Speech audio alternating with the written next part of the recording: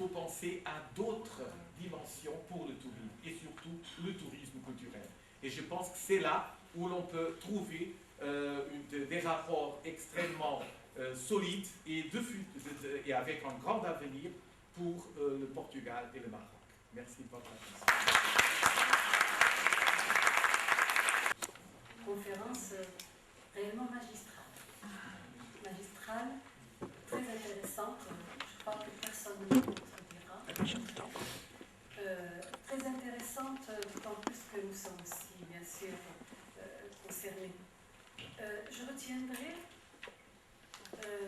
pour commencer, des concepts qu'à un moment donné, le professeur a utilisés pour résumer d'une certaine façon cette histoire commune qui a donné lieu aussi à une culture commune.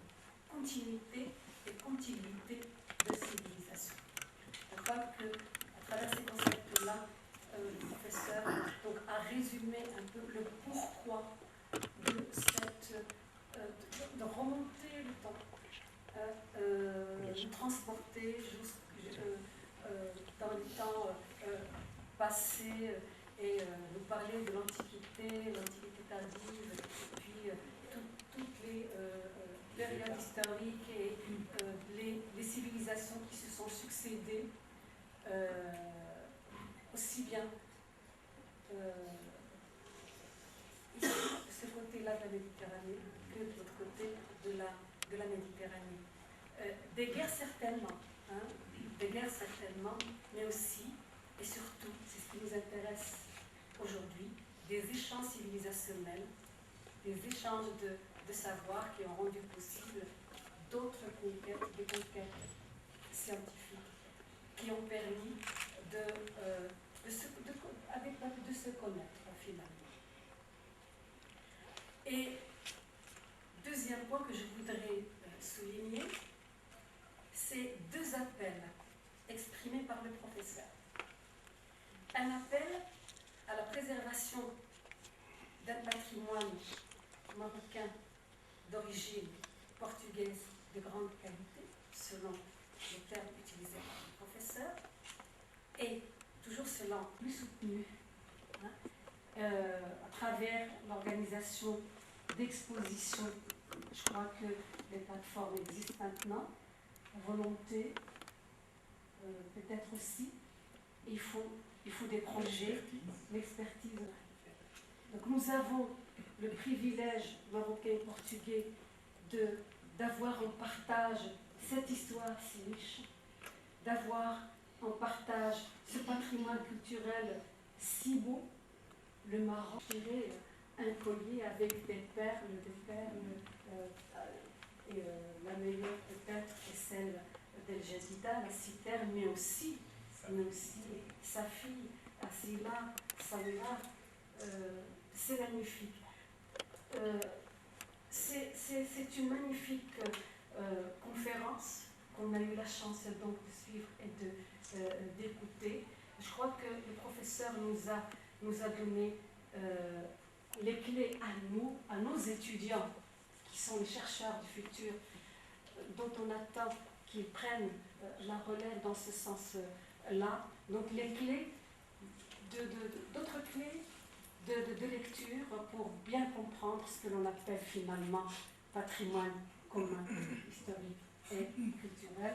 Ce que vous avez si bien formulé dans l'intitulé de votre conférence, le Portugal au Maroc, le Maroc au Portugal, trace patrimoniale de deux parcours civilisationnels qui sont croisés dans l'histoire.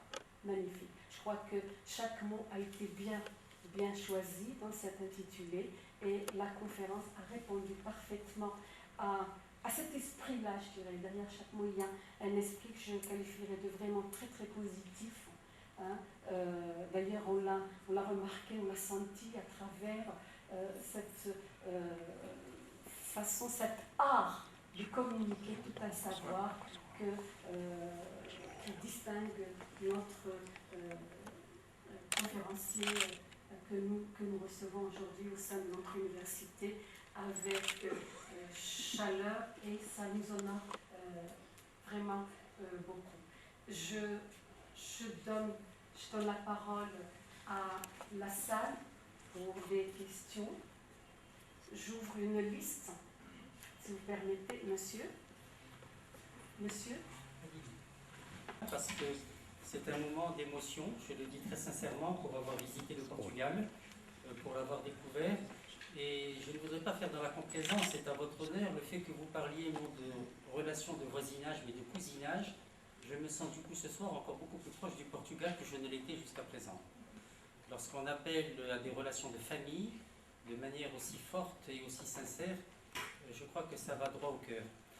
Au-delà de cette relation de famille entière, j'ai connu moi le Portugal à travers peut-être deux personnes que vous connaissez très bien, deux érudits, M. Luís Philippe Tomage qui parle 7 ou 8 langues et qui est le grand spécialiste du Portugal donc maritime et qui m'a initié au Portugal il y a plus de 30 ans à Paris. Donc étudiant déjà, j'étais un fier supporter, comme on dit, du Portugal.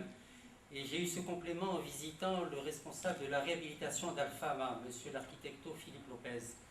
Et peut-être pour le compléter, ce que vous nous avez apporté en architecture, moi je suis un spécialiste des villes, peut-être pas du patrimoine comme vous l'êtes, mais ma déformation d'architecte m'a amené à travailler sur les villes. On est très frappé lorsqu'on est à Alfama et de retrouver le parcellaire, je dis bien le tissu urbain, c'est-à-dire l'occupation foncière telle qu'elle existait à l'époque almohade.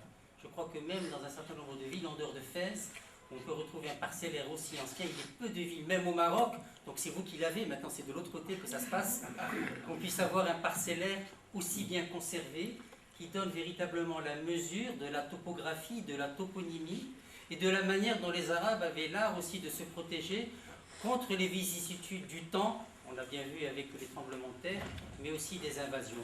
Donc c'est cette découverte, je crois que nous gagnerions beaucoup, je le dis bien, je le dis surtout aux étudiants chercheurs, à ce rapprochement. Le Portugal est un pays de forte émotion. Et je voudrais dire aussi, avec tout le respect que pour nos amis espagnols, je parle plus espagnol que portugais, mais j'ai appris à parler aussi portugais. Lorsqu'on passe de l'Espagne au Portugal, il se passe quelque chose. Je vous laisse découvrir, vous tous et vous toutes. Il faut faire peut-être ce voyage.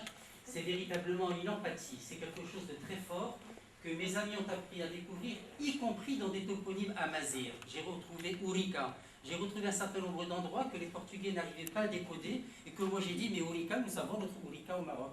Alors on n'arrivait pas à Almonsagem, j'ai dit Almonsagem, certainement il y a dû y avoir un endroit de synergie, d'empathie, puisque ça vient de Ansijam, etc. Et ainsi de suite.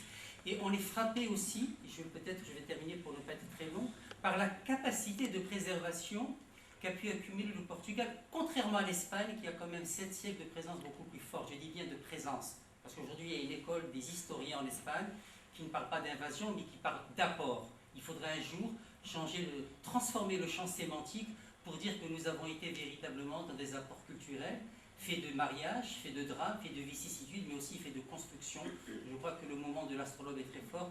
Merci encore. Je dirais que cette empathie et ce rapprochement passe aussi par l'accès à la langue. Je ne saurais trop recommander aux jeunes étudiants d'apprendre le portugais.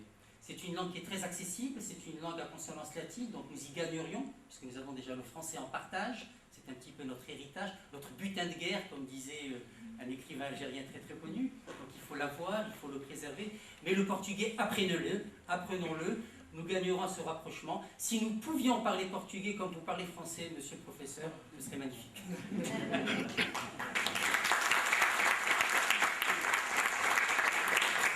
Mon but, c'est d'atteindre votre cœur.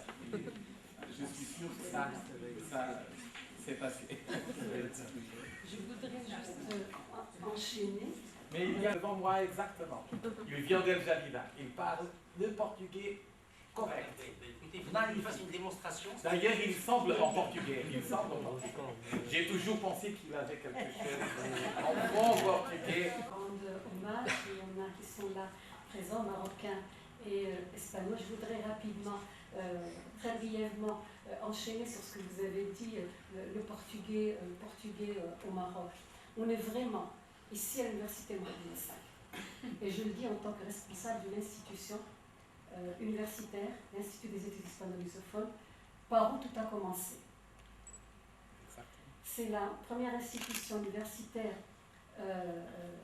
qui a pour mission et vocation le développement des études lusophones.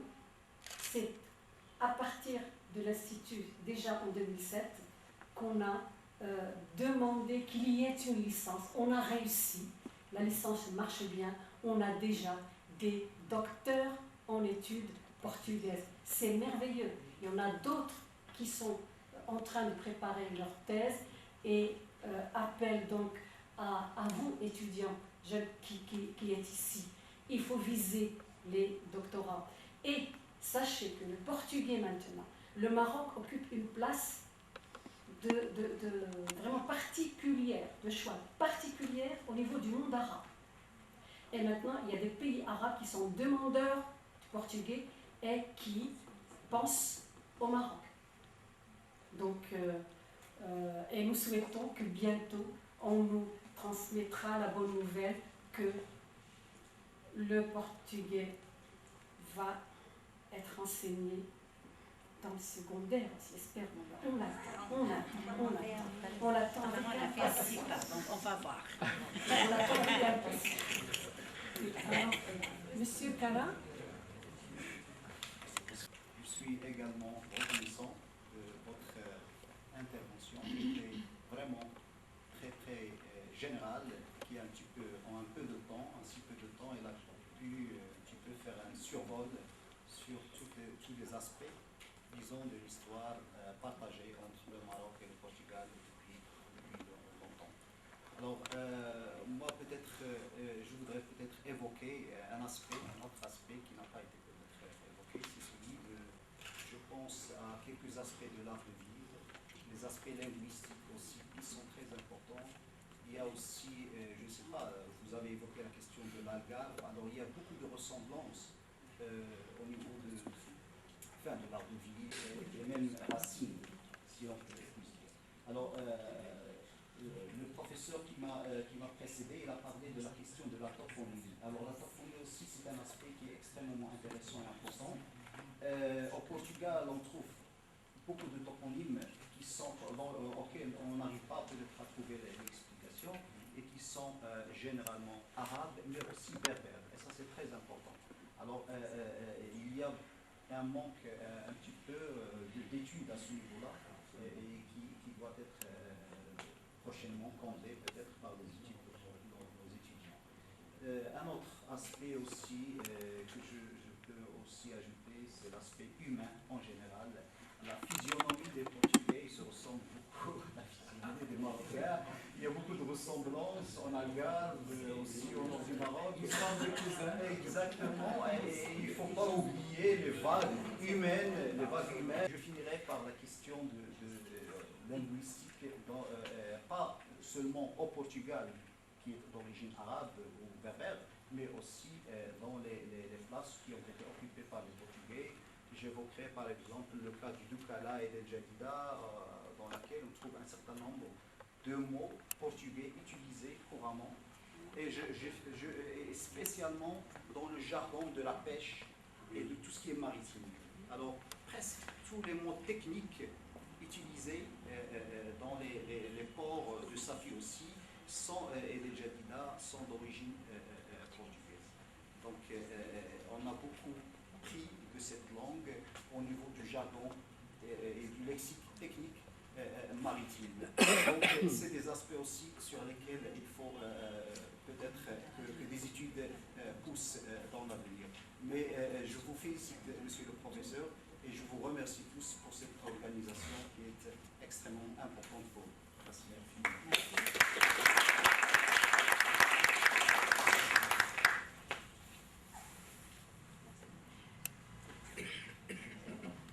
Je remercie votre intervention.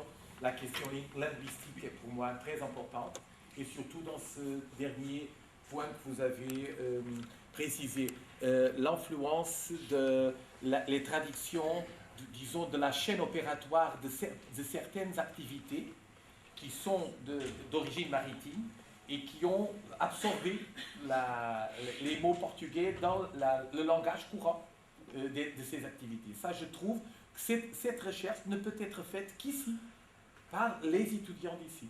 Les étudiants maintenant du master aussi, et ensuite d'autres développements. Donc, dans dans ma modeste contribution, parce que je suis historien de l'art, je ne suis pas linguistique, je comprends que ça, ce sont des voies d'urgence, parce que quelques de ces milieux sont en train d'être absorbés par d'autres activités industrielles, etc. Et donc, on a, dans l'espace en 2 générations, on peut se perdre tout ça. Et donc, il faut et surtout par le développement de la société et surtout du Maroc, parce que je n'ai pas dit ça, mais entre les 2 périodes de visite au Maroc, le Maroc avait changé énormément entre les années 80, quand je suis venu pour les premières fois, et maintenant, nous sommes dans un autre pays complètement différent. Donc, il y a aussi les conséquences de ce développement, c'est la disparition des moyens pour étudier ces questions linguistiques. Donc, il faut mettre au travail les jeunes étudiants pour faire les études linguistiques précises que vous avez indiquées et que je considère absolument nécessaires. Je crois savoir, je ne sais pas si ça existe vraiment, qu'il existe un groupe le groupe de Bertola, qui travaille avec un groupe de chercheurs de l'IRCAM. Justement, oui.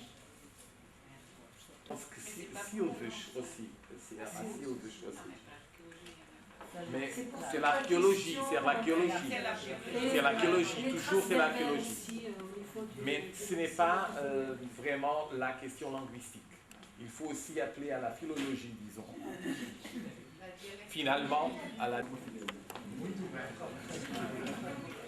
de Marrocos, é sabido que Marrocos foi conquistado por muitos povos, por exemplo, os fenícios, os cartagineses, os romanos, os vândalos, etc. Então, portanto, o Marrocos foi uma terra fecunda para o patrimônio, para que haja patrimônio mundial. A pergunta é, no Alto Atlas marroquino existem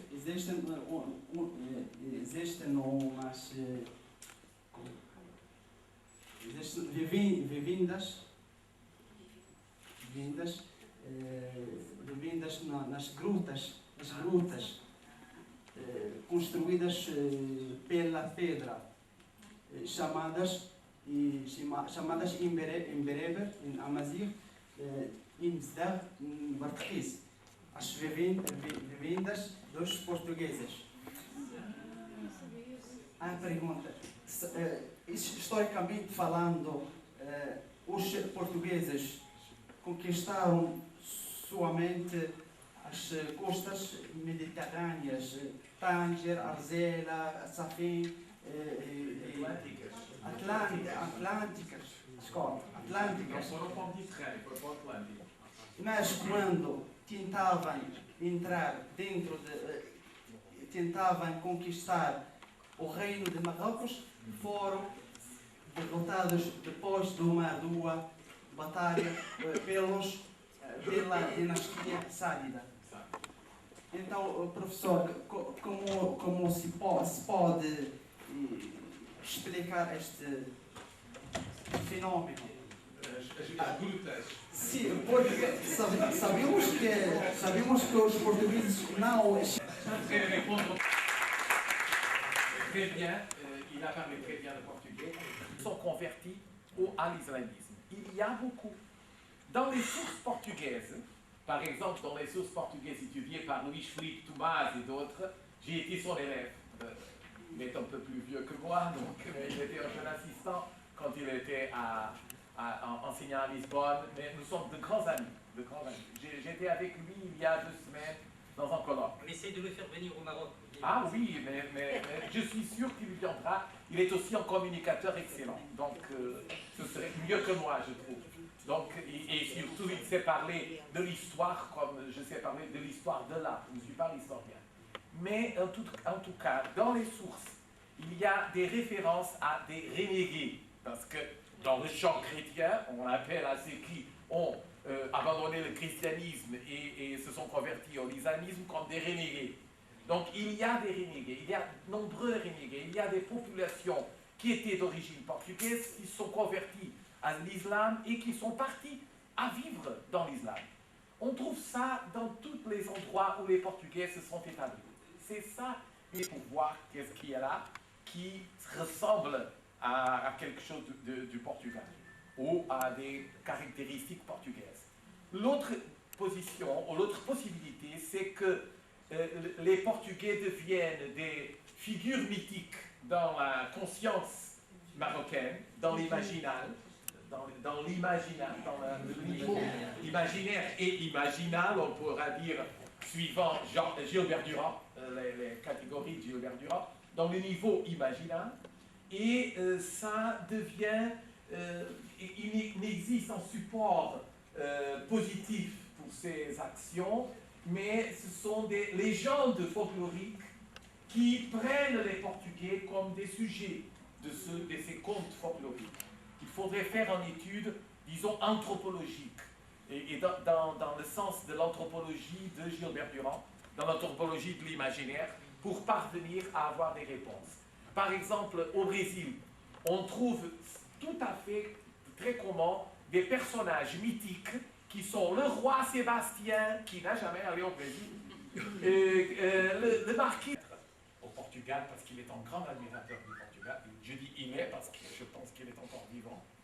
Il est un grand admirateur de la culture portugaise. Il a fait des magnifiques écrits sur les structures mythographiques et mythologiques de la culture portugaise. Et donc, je pense qu'il faudra faire cette étude sur l'imaginaire marocain et berbère, notamment, et d'où viennent ces personnages. Il se peut qu'elles puissent être des entités réelles, ou simplement des entités mythologiques, des entités imaginaires. Mais il faudra étudier. Merci, professeur. Je suis la liste. Monsieur Chibri. Une conférence magistrale. D'ailleurs, on n'a pas de questions à vous poser. Parce que vous avez tout dit, vous avez tout résumé. Et je crois que ce genre de conférence, ou cette conférence spécialement, doit être diffusée sur une chaîne de télévision. Au Maroc, au Portugal, en France, en Allemagne, au Brésil, au Mexique, partout dans le monde, parce que c'est un message à toutes les générations, à tout le monde, de fraternité, d'union, pour le faire de l'homme, H majuscule, qu'un seul homme sur la planète. Donc c'est un message très fort que vous avez transmis à nous tous et aux jeunes, les étudiants ce soir. Je vous remercie. Moi je suis archéologue, je suis directeur du centre du patrimoine mauro-lusitanien. Donc je travaille sur le patrimoine portugais depuis 1991. Et vous avez dit ce que je pense et ce que je veux dire, ou je dirai tout le temps. Donc nous, Marocains, Portugais, Espagnols, Maghrébins, même subsahariens, nous avons des affinités, nous avons un sang commun à 40%, à 60%, à 25%, à 75% des fois. Donc comme mon collègue l'a dit, moi quand je vais au Portugal, je suis donc sur la terrasse d'un bar et je dis, cette demoiselle-là doit être de Coelho. Ce monsieur-là doit être un Zilachi, de la Zira. Et quand je vois Eusebio, la figure emblématique de la gloire et du football portugais, ça me ramène à l'Afrique subsaharienne, à Cap-Vert, Mozambique, etc. Et quand je vois Luis Figo ou bien Cristiano Ronaldo aujourd'hui, je dis, bon voilà, ces gens-là, ils sont marocains, quoi. C'est pas portugais. Ils n'ont pas de quelque chose d'européen. Et quand on voit des gens ici au Maroc, c'est la même chose. On dit, bon voilà, ces gens, ils ont quelque chose de portugais. Depuis la préhistoire, et peut-être spécialement depuis l'Atarien. L'Atarien, c'est à peu près 180 000 ans, 160 000 ans. L'homme préhistorique marocain, c'est une civilisation qui n'existe qu'au Maroc et en Algérie, avait traversé le détroit. Et donc les traces existent en Espagne. Après, vous avez parlé de l'époque des Byzantins et tout ça, et on arrive à l'islam. 711, Tarek, elle traverse le Gibraltar. D'abord, c'est Jabal Tarek, il porte le nom de ce Tarek Ibn Ziyad, qui est un berbère, qui ne s'appelait pas Tarek, ni Ibn Ziyad. Son nom était berbère, quand même. Et depuis, donc cette présence marocaine, arabe, islamique au Portugal, en Espagne, en Ibérie, a laissé des traces et a fondé une civilisation avec les gens ibériques. Ce n'était pas une invasion, ce n'était pas des gens qui ont apporté quelque chose de zéro, mais ils ont innové de ce qui existait là-bas, en Ibérie. Et après, c'est le Portugais qui vient chez nous, en 1415, le 21 août, 21 de agosto, c'est ça, on occupe ce tas. Après une attaque, une défense acharnée de la part des Marocains, mais on a pris ce tas. Et après, donc, toute l'histoire est connue, vous la connaissez tous, la prise d'Orfasrer, d'Assila, d'Azimour, de Jdida, ils ont été jusqu'à Cap Jadon. Donc lorsque les Portugais sont arrivés au Maroc, ils ont trouvé toutes les occupations d'abord portugaises au Maroc sont des villes marocaines déjà existantes. Vous avez Ceuta, Sasrer, Azila, Angers, Azimour, Safi, tout ça c'était des villes existantes. Mais donc, ce qu'ils vont transformer, c'est les remparts. D'abord, quand vous nous a montré, je crois, les remparts de Funchal. Non, c'est pas de Funchal. C'est les remparts d'Azimour exactement. L'époque médiévale. Mais à El Jadida comme à Safi, vous l'avez bien montré, ils ont construit quelque chose de nouveau, de zéro. Le Castello Doma, le château de mer à Safi, et la fameuse fortaleza, la seconde construction de Mazagan, en 1541-48, sur le plan d'un Italien, qui n'est pas portugais, qui n'est pas espagnol, qui n'est pas marocain, c'est un Italien, Benedetto de Ravenna. Et donc, parce que c'était le roi qui voulait, le roi João III, qui voulait ce type d'architecture de fortification à l'italienne. Et donc, ils ont construit quelque chose de toute pièce, qui est portugaise. Mais dans cette construction portugaise à 100%, il y a quelque chose de marocain. Parce que la tapia, la taipa, donc vous avez parlé, qui existe au Portugal, c'est le tabia. C'est tabia. Sinon, c'est donc les constructions de Pizé, c'est tabia. Ce que les Portugais avaient pris, on appelle taipa. La fameuse tour de la première citadelle à Mazagon, Torre de Rabat. Torre de Rabat, c'est la tour de Rabat. Donc c'est un mot arabe qui a fait son entrée dans la langue lusitanienne à l'époque médiévale, de la présence du temps des Almoravides, des Almohades. Vous avez parlé de l'Almohades, de son itinéraire. Et lorsque donc les Portugais arrivent, on a fait de Rabat. C'est toute une tactique militaire de défense des places portugaises. Et donc là, il y a des choses à encore pousser la recherche ethnologique, ethnographique, linguistique et tout ça, linguistique, pour voir ce qui est portugais, ce qui est marocain. On ne trouvera pas de solution. C'est quelque chose de commun qui s'est construit à travers toute l'histoire. Il y a une partie de celui-là, de ceci, de cela, et qui a fait cette civilisation méditerranéenne. Parce que le Maroc, le Portugal, l'Espagne, toutes ces terres-là, ils ont participé à élaborer une civilisation. Quand même, ils ont participé à fonder et à agrémenter la civilisation humaine portugaise. On venait juste de fonder le centre du patrimoine maroco-lusitanien en 1994. On a reçu un archéologue, le professeur Fernando Rea, et le professeur Pignolonche devraient prendre leur déjeuner. Et alors le gars là, le garçon du restaurant, il voulait donc servir Fernando Rea, et il a refusé de servir Pignolonche. Il lui a dit, toi tu es marocain, tu te prends pour un portugais pour m'induire en erreur, parce que toi tu ne parlais même pas français correctement, difficilement, l'arabe zéro. Alors on a fait d'efforts pour convaincre le monsieur pour servir Pignolonche. Je viens juste, il y a le 48 heures, d'être appelé par un monsieur, fin fond de la classe, du plateau de Rohanna, pour me dire que nous avons découvert une chaîne de citernes portugaises. Ce que mon collègue l'a déjà évoqué, j'ai eu déjà dans les années 90 un débat avec un délégué de l'éducation nationale qui s'acharnait à défendre un pont portugais à Nimler. Je lui dis non, écoutez, professeur, les Portugais n'ont jamais été à Nimler. Ils ont attaqué Marrakech, ils ont attaqué Anfa, ils ont attaqué Média, Ils ont attaqué Boulaouane, ils ont détruit ceci et cela, mais ils n'ont jamais été à Bévillers. C'est au cœur de l'Atlas. Cette question de Barthez, on dit Barthez, les Portugais. Parce qu'au Maroc, l'imaginaire dont vous parlez, nous avons deux phénomènes dans l'imaginaire marocain. Pharaon, on voulait dire ça Pharaon, et tout ce qui est donc grandiose, c'est les Portugais. Ou bien le pharaon, ou bien les Portugais. Qu'on appelle, dans la dirigeant marocaine, dans le dialecte marocain, Barthez, portugais. Et là, ça nous ramène à quoi? Ça nous ramène à deux grandes nations qui se sont confrontées et ils ont compris que les deux sont deux grandes nations, qu'une nation ne peut pas dévorer l'autre. La fameuse bataille de Trawawa, je vous envoie à aller lire Lucette Valency dans son étude extraordinaire qu'il a fait sur l'imaginaire à travers la bataille de Trawawa et le sébastianisme qui, jusqu'au début du XXe siècle, Jusqu'aujourd'hui, nous sommes toujours à l'entente de il y a même des Sébastien. gens qui ont été emprisonnés parce qu'ils se réclamaient d'être le roi Sébastien.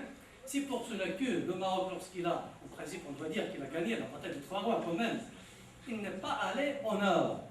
Ahmed El-Mansour, le victorieux, il est descendu au sud, au Sahara. Secondo, le fameux Estebanico, ce jeune garçon de 21 ans, de 22 ans, qui a été kidnappé à Zemmour, et après, il a été dans une expédition espagnole, pas portugaise, parce qu'il a été vendu sur le marché espagnol, au Néo-Mexico, et donc il était parmi la première équipe qui allait découvrir les côtes de ce qu'on appelle actuellement les USA. Donc c'est un souvenir de ces Mazaganais du Khoueli marocain, transportés par le marquis de Pombal, tous entiers, tous, ils étaient cantonnés dans un ghetto à Lisbonne, d'ailleurs dans le quartier de Belém, pendant je crois 6 mois, et après on les a pris en ville flottante jusqu'en Amazonie, et on tient, j'ai eu le témoignage de 2 ambassadeurs marocains, on tient à inviter l'ambassadeur du Royaume du Maroc au Brésil, à Brasilia, pour assister à ce festival, parce que ça rappelle l'existence donc de... Merci, c'est Chevalier en voilà. Merci, Monsieur Aboufet. Monsieur Aboufet. Électronique Mazakan 24. Moi, je ne vais pas être lent, je vais être très bref. Une petite question et une petite remarque. Bon, par exemple, lorsqu'on pense au château de mer de Safi, il est presque à moitié détruit. Qui doit s'occuper de cela? Est-ce que ce sont nos responsables, vous, ou bien il y a une entraide entre vous deux? Et quand on parle de responsables, on nous dit les Portugais, pour les subventions sont très dérisoires. Donc, qui est responsable? Ou bien qui doit veiller sur l'entretien de ces monuments portugais? Merci.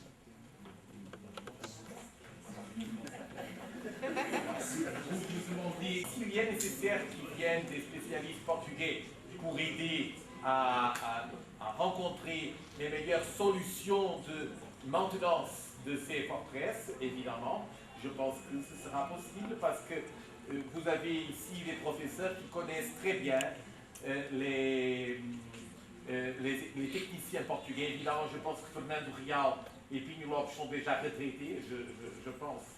Au moins, Fernando Real, je suis sûr qu'il est retraité. Mais Pinho Lopes, peut-être qu'il ne sera pas encore retraité. Mais il y a d'autres gens qui peuvent venir et donner des avis sur l'entretien de ce genre de construction. Parce qu'elle pose les mêmes questions au Portugal. Parce que nous avons exactement de caractéristiques de bâtiments, sauf que, il faut dire, ces châteaux de la mer sont une réalité plutôt marocaine que portugaise. Vous ne trouvez pas des châteaux de la mer au Portugal, sauf la tour de Belém, que j'ai montré ici. Mais il n'y a pas de château de la mer au Portugal. Il y avait quelque chose pareil dans le palais royal de Lisbonne avant le tremblement de terre. Il y avait une grande tour qui était exactement à la fin du palais et qui entrait dans la rivière du Tage.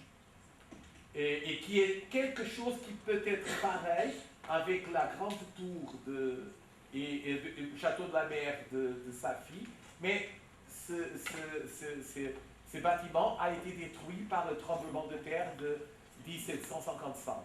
Je dis, il n'a pas été complètement détruit.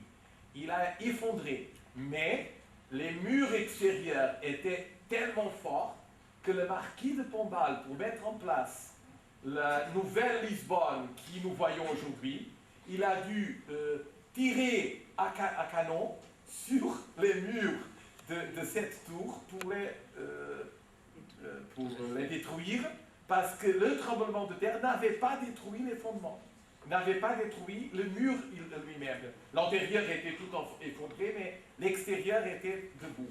Et comme il voulait faire la nouvelle place du commerce, qui est là, il devait détruire tout ce qui était debout par le tremblement de terre et le refaire. Donc je pense que ce château de la mer, ce sera très difficile de le détruire. Évidemment, la mer est toujours quelque chose, c'est une force de destruction du patrimoine très très très poussée. Mais je pense qu'avec des efforts conjoints, Portugal-Maroc, on peut parvenir à des solutions de maintenance de ces structures. Je suis sûr. Merci, professeur. Monsieur Ben Abdelwahed, à vous la parole. Bonsoir. C'est un effort de divulgation qui est très important. C'est pour ça que je suis avec le professeur Chiblé qui dit que cette conférence mérite vraiment d'être diffusée sur les chaînes publiques pour le plus grand public, le plus large possible. Je trouve que c'est un travail magnifique parce que, comme vous l'avez dit, il y a un problème d'imaginaire sur lequel il faut travailler. Et donc, la diffusion du savoir de cette façon, en insistant sur les points communs, en faisant des parallélismes entre les deux cultures, la marocaine et la portugaise, et il faut arriver vraiment à une entente culturelle entre deux pays voisins, entre deux cultures qui ont été toujours complémentaires. Mais quand même, il faudrait quand même souligner ce qu'il faut souligner, parce qu'il faut travailler sur ce qui n'est pas encore bien fait des deux côtés. Par exemple, il y a un grand travail au niveau scientifique entre les spécialistes sur le passé, par exemple, sur le patrimoine commun, mais il n'est pas bien diffusé, par exemple. Si on regarde, par exemple, l'historiographie officielle portugaise, je parle des livres d'histoire, dirigés au grand public. Vous prenez un livre, par exemple, de 500 pages, où il y a l'histoire du Portugal. Vous trouverez une page où il y a cette dimension arabo-islamique. Je pourrais dire la même chose aussi pour l'histoire du Maroc, par exemple. Vous trouverez une histoire du Maroc où on ne trouve pas cette dimension portugaise, surtout en insistant sur les points positifs sur lesquels vous avez travaillé. Ça, c'est l'histoire. Revenons maintenant à comment on travaille l'imaginaire des générations futures. C'est dans les manuels scolaires qu'on travaille sur l'imaginaire des générations futures. Et quand on regarde les manuels scolaires, aussi bien marocains ou portugais, cette magnifique présentation ne figure pas dans ces manuels. Ou bien, on la trouve très minimale. C'est pour ça qu'il faut faire un effort, bien sûr scientifique, de divulgation, de travail, de recherche, mais aussi se diriger au grand public par l'historiographie, un grand tirage, par exemple, dirigé au grand public, pas seulement aux spécialistes. Et aussi un travail pour relooker, soi-disant, revoir peut-être les manuels d'histoire qui font vraiment l'imaginaire des générations futures. Merci. Je suis tout à fait d'accord. Merci pour votre prévention. Il faut faire... Peut-être les professeurs qui viennent pour travailler pour la licence peuvent aussi utiliser ici de la suggestion. De mon pays au Maroc pour l'organisation de cette conférence et saluer de tout mon cœur mon cher collègue et ami. Merci. Enfin, lettres et linguistique romane. Je vais suivre ces cours pour le plaisir, ces cours d'histoire de l'art. Et j'étais donc en perpétuelle admiration devant son savoir et la façon dont il nous parlait de l'art portugais, pas seulement.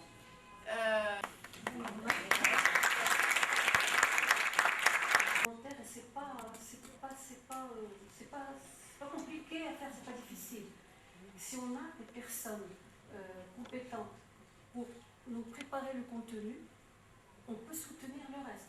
L'Institut peut aussi. Vous pourrez le faire triangulairement, on verra. Donc un documentaire pour la diffusion de ce patrimoine qu'on a en commun.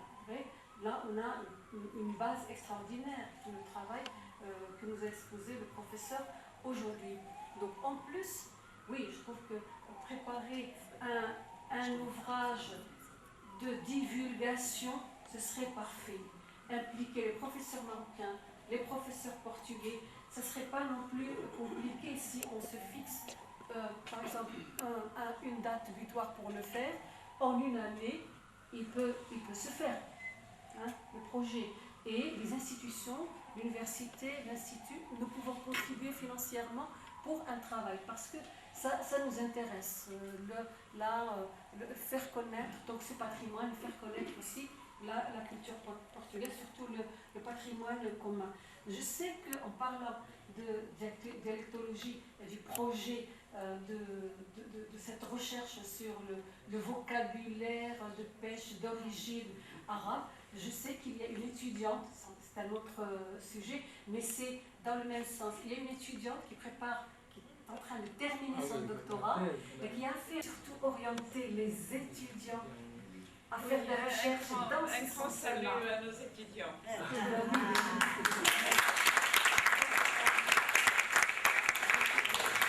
Donc, pour terminer, je vous donne la... Infiniment l'ambassade du Portugal ainsi que l'université Mohamed V qui nous a permis de participer à cette conférence merveilleuse.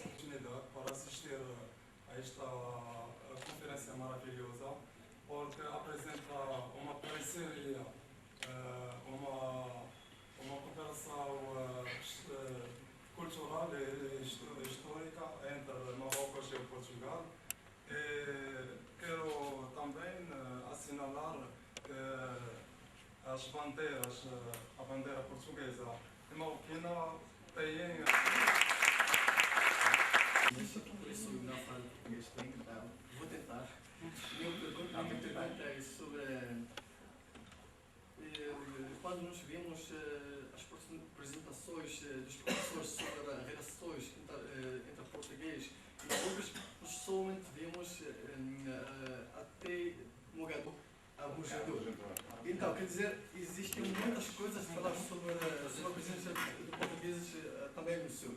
E muito obrigado pela esta conferência, muitas coisas que eu... conférencier pour sa conférence si intéressante. On remercie aussi l'assistance.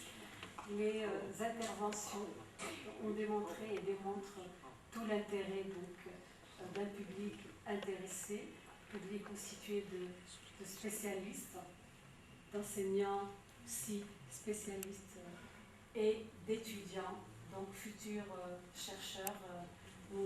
Nous attendrons donc vos travaux de recherche et vous avez là des professeurs pour vous encadrer et c'est pas ça qui vous manque, c'est une grande chance à saisir. Merci beaucoup à tous, ça a été pour moi un plaisir de modérer, de vous présenter et de vous écouter moi aussi. Merci beaucoup, Madame l'ambassadeur. Merci. Merci. Merci, chers collègues étudiants.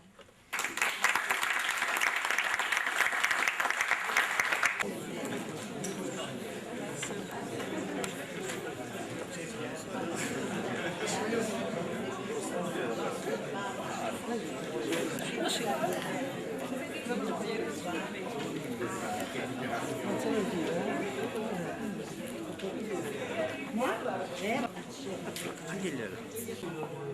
l'information de l'ambassade du Portugal, parle espagnol, il travaille.